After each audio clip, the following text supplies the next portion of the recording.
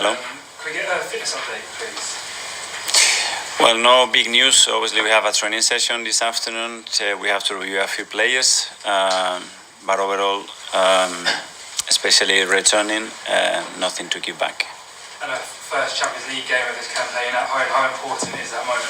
Yeah, really looking forward to it. This is the kind of nights that we want to experience, we want to have against an unbelievable opponent, and we're just ready for it.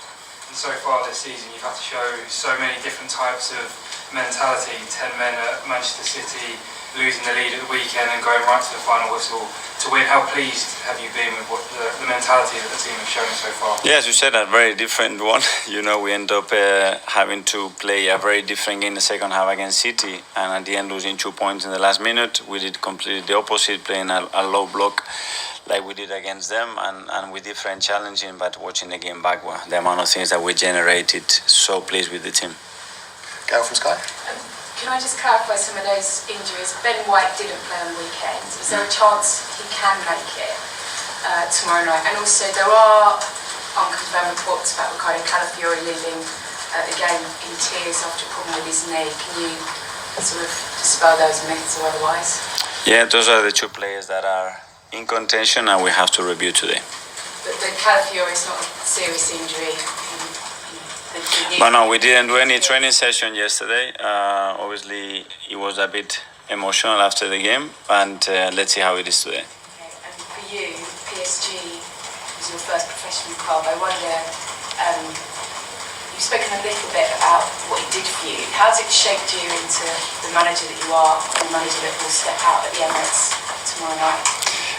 Well, it was my first professional experience, as you said. It was an unbelievable time that I spent there. I loved every minute of it. I will always be grateful to the club, to Luis Fernandez, because he was the one that believed in me when I was 17, 18 years old, and I played professional football. And from there, yeah, it was a platform to share an experience in a club of that size, in a city that is probably the most beautiful one in Europe. An experience that stayed forever, with teammates that helped me and shape, as you mentioned, who I wanted to be as a player, and then as well, I think, igniting something in me to become a manager in the future. And there were some very important individuals in that part of my career. Ian, talk to me. Hi, how are you? Hi. When you went to PSG, you played with some great players there, but they wanted to keep you, but you went back to Barcelona. Can you just tell us what it was like to play with the standard players you played there, and why you didn't stay in France? Well, unbelievable. Ronaldinho, Anelka, Okocha, Pochettino, Xavi Heinze, all unbelievable players. I wanted to stay there, but I was in that moment owned by Barcelona, and they didn't find an agreement, and then I had to do something else. But I was so happy there, and I wanted to stay there, but at the end I have to do something else. This is football. Absolutely. And then you came to England. Did you ever get close to going back there as a player? No, once I was here, then my career started to develop here, and it's been a few years in then. And how important has it been this season to show you can win games like on Saturday in the last minute in injury time, or other games where you put them to bed much earlier?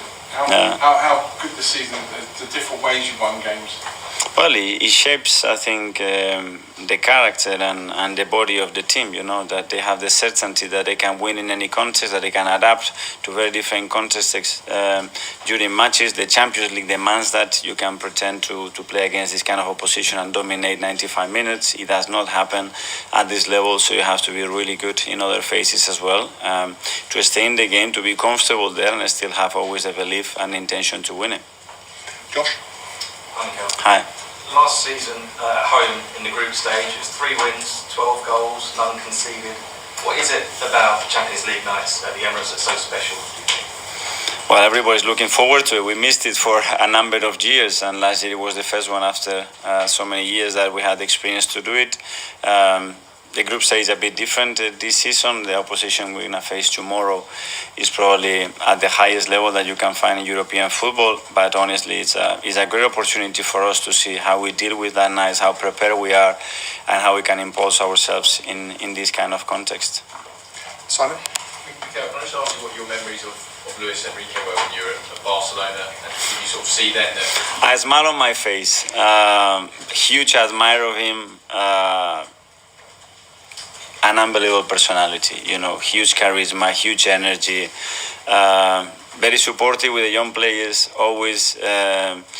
And what I love about him is that wherever he's been as a player or as a manager, his fingerprints are all over the place. You can sense that that's his team. You can see now PSG, that's his team.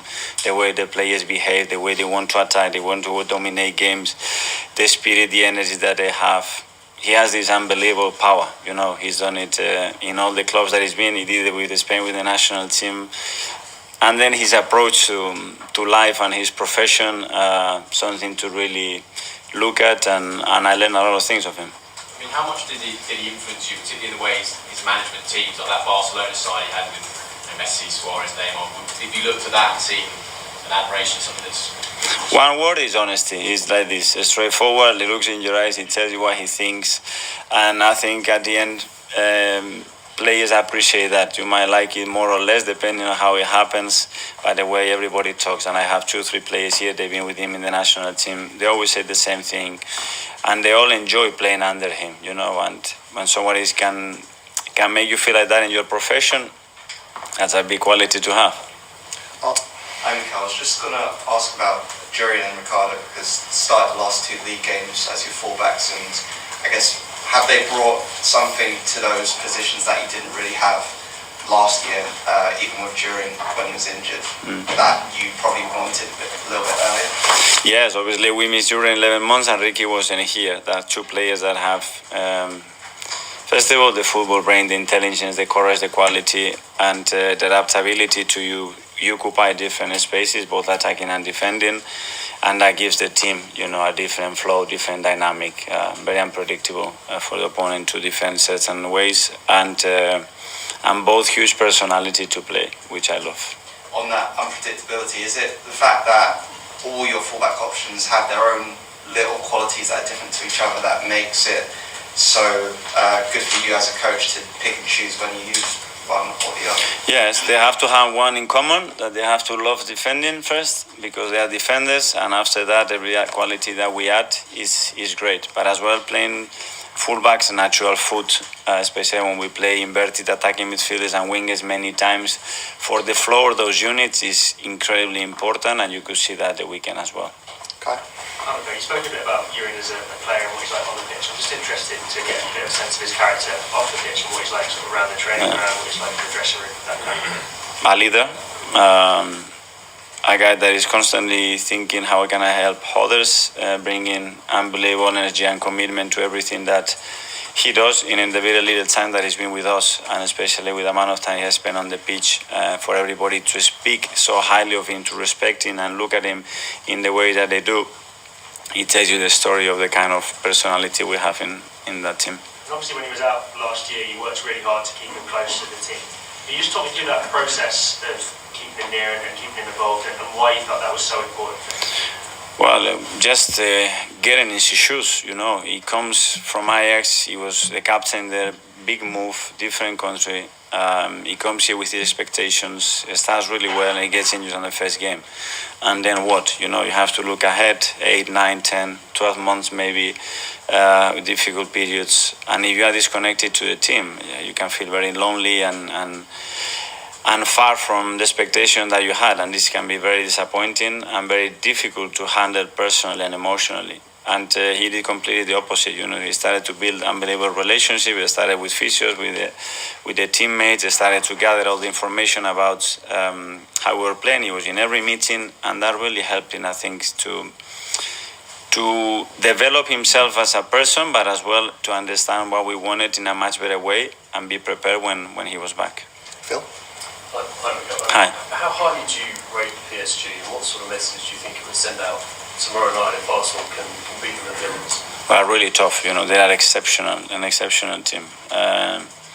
They dominate every phase of play. A team that it's very clear in intention how they want to dominate the ball, the game through the ball, and when they don't have it, they want it straight back. They are really aggressive with it, and they confront you. That's Luis.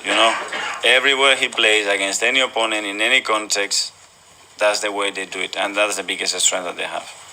Okay, we've got a couple more in English and we've got a couple in Spanish and then French at the back. So we'll go on. How much tomorrow game is very important? Arsenal is 1 point, PSG is 3 points. If Arsenal win, maybe avoid to play another 2 games. How much tomorrow is very important for you and for the player? And the second one, now both of you with a coach, with Enrique, how do you feel about you are one of the coach, one of the most successful one in the world, and he is as well. It is making a difference for tomorrow game. Well, the first question, yeah, of course, we want to win the game, and we know after the draw in Atalanta, with the number of games that we have still, is going to be really important. Nothing is going to be decided, obviously, tomorrow. And regarding Luis and I, yeah, we all both want to do the best for our clubs. Obviously, he's won, I think, every competition that you can imagine already in his career. He has transformed now a club that has a very clear identity under him. And that's a big achievement, the way he's done it personally. So, yeah, a very good test for all of us. Okay, Davide? Mikel. Hi. Going back to Calfiori, despite Independence League is going to play around, what have you seen from him so far that has allowed him to play so well? How willing he is. The moment I spoke with him on the phone the first time, he wanted to come here. He understood what we wanted straight away, and he felt that he was going to be a perfect fit here. And he was. He landed, big smile on his face. He's got this energy, this aura around him that is very likable. And then he's a fighter. He's a player that wants to play in the way that we want to play, and he would do anything for the team. So straight away, when you have those qualities, I think a lot of things have to be wrong not to succeed. When he scored at City, he came straight to you and hugged you. Is there a particular relationship between you two? Like with all the players, we try to give them the best possible environment for them, for the families to feel in the best way. I think he appreciates the efforts that the club and every member of the staff has done since his arrival to make his life the best possible way, and I think he's enjoying it. Okay, from French TV, from Arthur, at the back there. Hi, Coach. Hi. We understand that Ousmane Dembélé is not in the PSG squad. It's disciplinary issues. Does it change something for you? Yeah, we just got the news before. I don't know if it's true or not. We're going to prepare like we always do with every possibility, and let's see. But obviously they have many other options. You have a very strong group on free kicks. Do you think that's a really good advantage for you tomorrow in this game? I think every team has his own strengths and weaknesses, and tomorrow we will try to exploit ours for sure. Okay, we'll finish the live session with 2 in Spanish. Rodrigo? Hola Mikel, aquí Hola. me gustaría preguntarte en español tu relación especial que tienes con el PSG, que tan importante va a ser el partido de mañana, un club donde empezaste tu carrera como profesional con Ronaldinho, con Heinze, con Pochettino, especial partido para ti mañana, ¿no? Muy especial. Primero por lo que siento por ese club, por el agradecimiento eterno que me dio la oportunidad de jugar por primera vez a nivel profesional, y lo que disfruté de la experiencia, del club, de la ciudad, de los compañeros, del entrenador que tuve, y volver a enfrentarme a ellos es obviamente para mí algo muy especial. Y Luis Enrique, también otro entrenador español muy exitoso, especial partido de enfrentar a él mañana.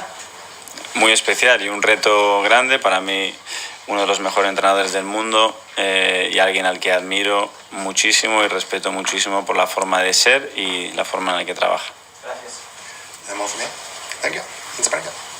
Sí, aquí para TNT Sports Brasil. Quería te preguntar sobre Gabriel Magalhães, si puede ser una arma ofensiva importante, especialmente si tenemos un partido que está muy cerrado, y ser como no una sorpresa, pero un ataque también. Sí, la verdad que Gavi ha evolucionado de una manera. En la parte defensiva es un arma por la solidez que nos dé, y en ataque porque cada vez que pisa el área se siente el peligro y la amenaza y la confianza que tiene el equipo en él.